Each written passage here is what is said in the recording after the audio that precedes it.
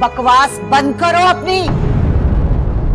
वरना नोमी भाई के साथ इक़दाम कत्ल के जुर्म में जेल में पड़े होते आप। अगर तुम्हारी किस्मत में वहाँ रिश्ता होना नहीं लिखा तो मैं क्या, कोई कुछ भी कर ले वहाँ रिश्ता नहीं हो सकता। और भाई काजल से मेरा पर्स मेरा पर्स। नवीस भाई मेरी बात सुन। शुक्र करें कि गुल ने अपना मुंह बंद रखा। क्या हरकत है ये गुल?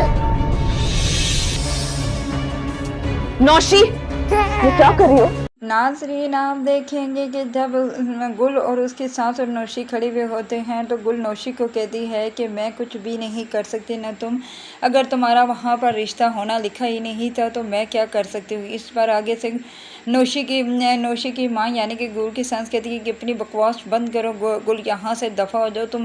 तुम ये कैसे कह सकती हो कि इसका रिश्ता वहाँ होना लिखा ही नहीं था, तुम जो इसकी जगह पर वहाँ पर आगे, वरना तो इसकी और अहमद की शादी पक्की थी। ये कहकर गुल वहाँ से चली जाती है। और इधर आप ये भी देखेंगे कि गुल का बेटा खेल रहा होता है और वहाँ पर नौशी उसके पास चली जाती है और वहाँ से उसके पास से तकिए उठा देती है। ये सब गुल जब देखती है तो गुल भागकर उसके पास आती है और आवाज़ देती है कि नौशी ये तुम क्या कर रही हो। जब नौशी वो अपने बेटे को उठाती है, नौशी के मुंह पर जोरदार एक तमाचा रसीद कर देती है और ये उसकी गुल की सांस देख रही होती है। गुल की सांस फ़ौरन भागकर आती है और कहती है कि गुल ये तुम क्या कर रही हो, तुमने कैसे नौशी के मुँह पर दप्पड़ मारा। तो इस पर आगे से गुल कहती है कि आप देख रहे नहीं थे कि नौशी कैसे मेरे बेटे के साथ से तकिए हटाती है, अगर वो गिर जाता उसे चोट लग जाती तो मैं क्या करती। तो इस पर उसकी सांस कहती है कि वो गिरा तो नहीं था, उसे चोट तो नहीं लगी, तुमने नौशी के मुंह पर दफ्फड़ कैसे मारा, तुम जानती रही हो कि मैं तुम्हें छोड़ूंगी नहीं और तुमने मेरी बेटी पर हाथ उठाया और इस हाथ उठाने का तुम नतीजा भुगत सकती हो। तो इस पर वो कहती है कि जो भी हो, मैं अपने बेटे को के ख़िलाफ़ मैं किसी की भी कोई भी हरकत नहीं देखूंगी अगर इस तरह मेरे बेटे को नुकसान पहुँच। दूसरी तरफ आप ये भी देखेंगे कि सुरैया का बैग